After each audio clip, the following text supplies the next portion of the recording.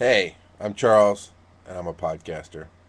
I host the Bear Crawling Nation Live, and bearcrawlingnation.com is where we put all our different shows that are in the nation, the conglomerate that we have.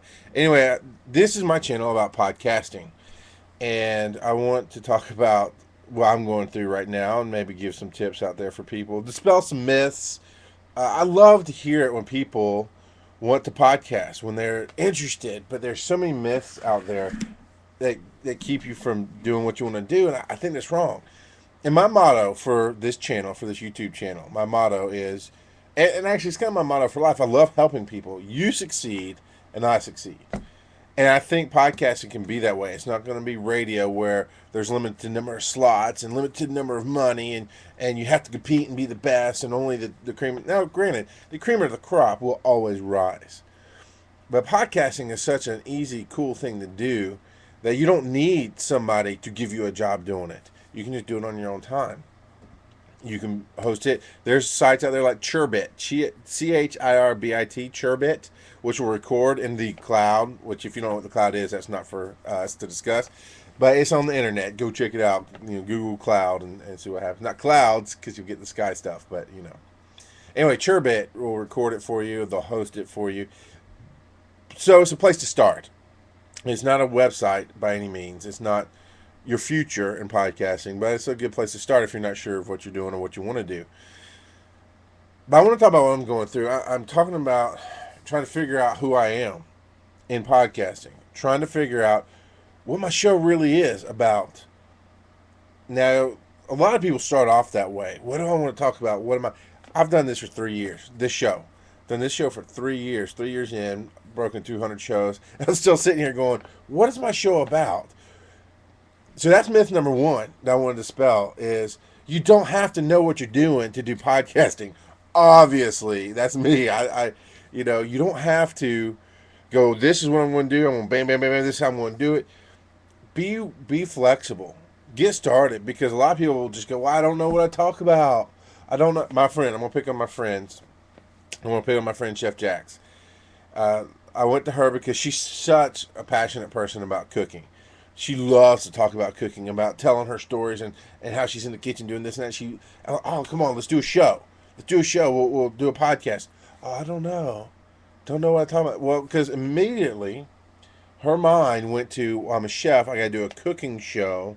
It has to be like the cooking shows that I know about. And that's not the case. And maybe podcasting isn't for everybody. Okay, I get that. If her heart doesn't say I want to talk about this to everybody in the world, if that's not her drive, then podcasting's not for her.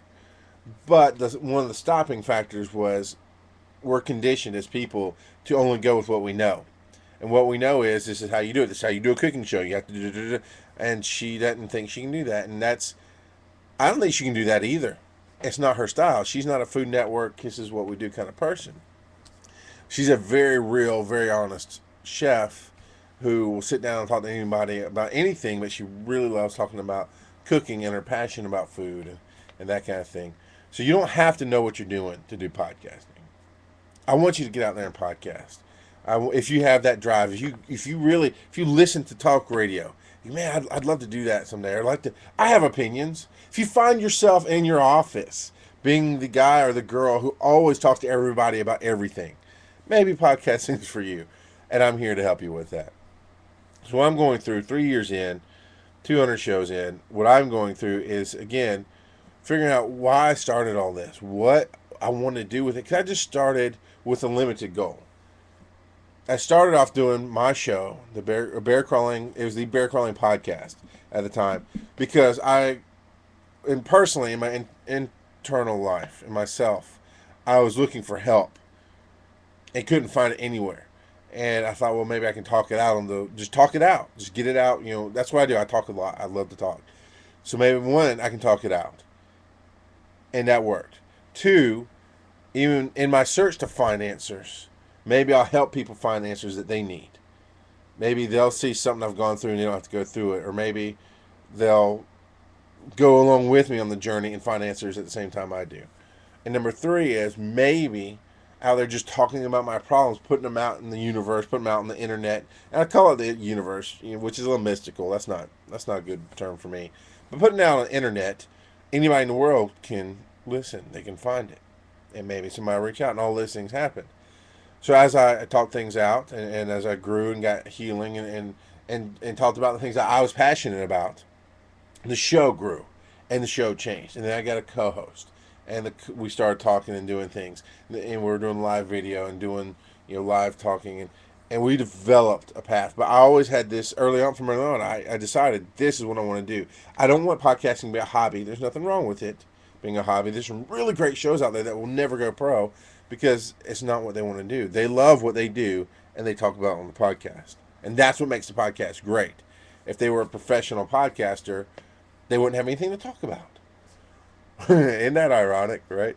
So, but I always knew I wanted to go pro. I wanted to go, but again, I was limited by what I knew. I was limited to talk radio. I have to do it this way. I wanted to be every day 3 hours like Neil Boortz on Atlanta radio, or I guess Rush Limbaugh on national radio. That's the format, and that's not the format for me. I had to be topical. Anyway, what I'm saying is, in my journey to figure out who I am for this, I discovered a whole lot about who I am personally, as a father, as a husband, as a guy, as a friend, as somebody who just lives on this planet and experiences life.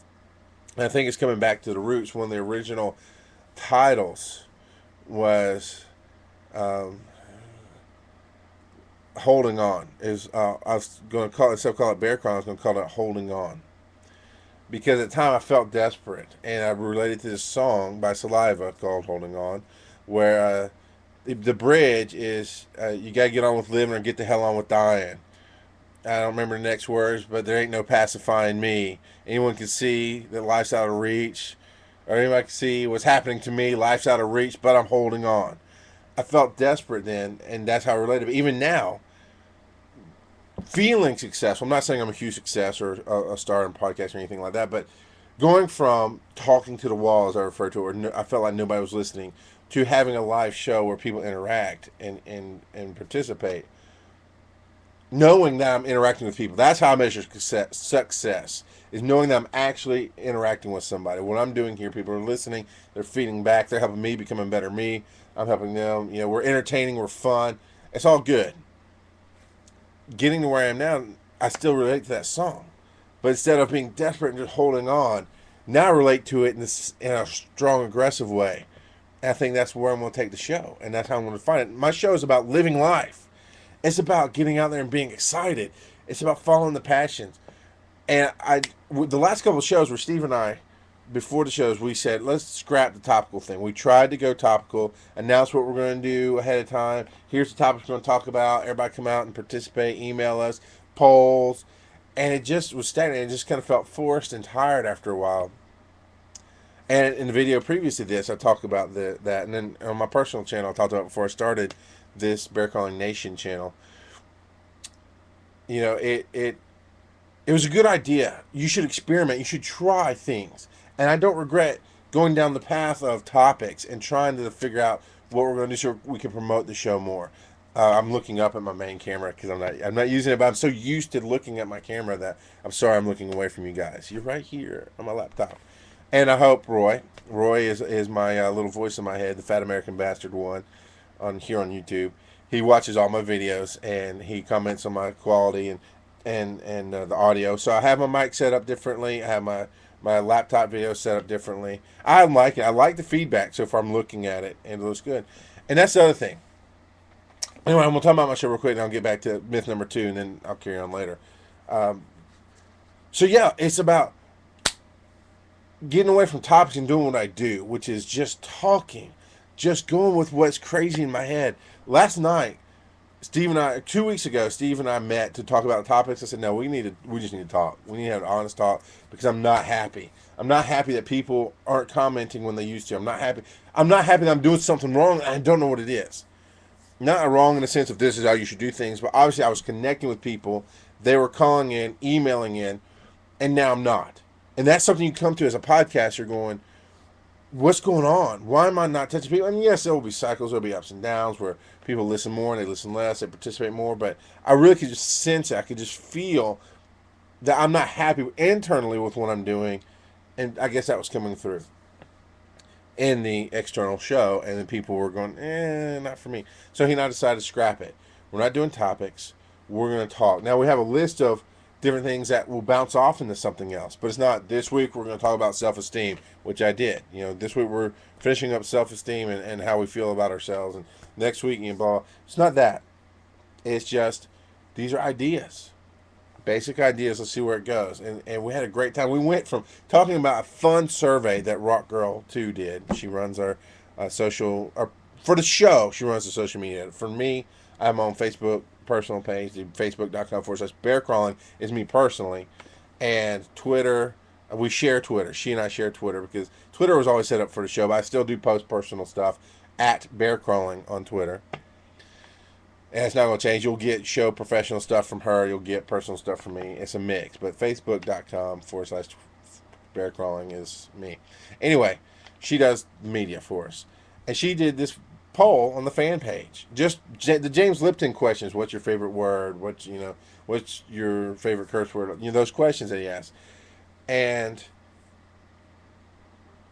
we got to talking about that because I used that as kind of a bounce off topic. I was just going to talk about the answer I had at the end. I was just building up to that. It was supposed to be maybe a 5-minute conversation, turned into a 25-minute conversation about what makes foul language, and how we each personally interact with that, and really we just went off. And before, there was no way I could have done that because I got myself into the idea of what I should be doing instead of listening to what I am doing. So myth number 1 is you don't have to know what you're doing, and you don't have to do it like anybody else. Take your inspirations, follow people in a certain way, but always go back to, is this working for me? It doesn't have to be morning radio goofiness. It doesn't have to be, this week in tech. Nothing against Leah Laporte, but maybe you're not Leah Laporte. Maybe you want to talk about tech stuff, but you want to do it in a way that's meaningful to you. That's what you should do. What was I going to say about myth number 2? Myth number 2. I don't remember. I had a point I was going to make. I was going to get back to it. But I will say this. Myth number 2 is, for me now, I'm just going to make this one up. Myth number 2 is iTunes. iTunes is God. No, it's not. It's not. Now, granted, iTunes is a big way for people to find you. It's the easy way for people to find you. I almost want to say lazy way because it's been out for so long. People just, I've been using it. I'm going to use it. I'm not going to try something new. That's fine. Nothing wrong with iTunes. iTunes does not rate your show. You control everything about podcasting. Nobody tells you. Nobody puts baby in the corner. You know what I'm saying? Nobody tells you what to do with podcasting. So you can censor yourself. You can not censor yourself. You can choose only to talk about one topic. You put the explicit rating on iTunes or not. You rate it yourself. On all the channels. On blueberry.com, which is a way better way to find podcasts, by the way. Now, it's different in iTunes. iTunes is a horrible way to find podcasts, but it's an easy way to manage it because you can subscribe and download. I like Google Reader myself. And there's a whole lot of other stuff. If you want to ask questions, bearcrawlingnation@gmail.com. Email me any questions you have about podcasting. I'm just here to share. I'm not the expert. I'm not the guru, and I'm not charging money. That's key. I will share my experiences with you, tell you what I've done that I've found that works for me, and I'll share that. But iTunes is not end all be all. You don't have to be listed there to be successful. My show's not listed there. You can find a version of my show listed, but my main feed of Just a Bear Crawling Nation, it's not on there. That's another story for another time. Coming to the end of my time here. So I just want to say, as through my experience, I'm loving what we do. Steve and I, for 2 weeks now, 4 shows, 2 weeks, we've abandoned the topics and just gone with it. And it's been so awesome. And it feels right. There were a lot more people participating in the chat room, a lot more interaction in the live chat room than there has been in the last couple of weeks. But the main thing is Steve and I laughed, and it felt good, and it felt right. And that's what's important to podcasting. Facebook.com/Bear Crawling Nation for my show. Facebook.com/Bear Crawling for me personally. Email me, bearcrawlingnation gmail.com. All your questions. Thanks for watching. Keep up with me. I'd love to interact with you sometime.